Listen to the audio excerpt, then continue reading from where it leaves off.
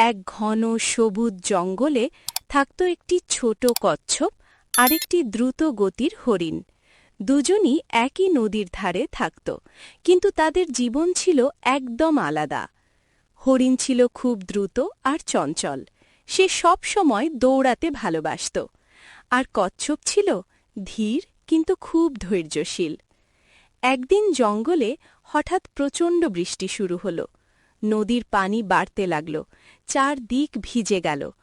হরিণ দ্রুত দৌড়ে নিরাপদ জায়গায় চলে গেল, কিন্তু সে খেয়াল করল না কচ্ছপ তখনও পেছনে পড়ে আছে। কচ্ছপ ধীরে ধীরে চলছিল, কিন্তু সে থামেনি। বৃষ্টির মাঝেও সে নিজের পথে এগিয়ে যেতে লাগল।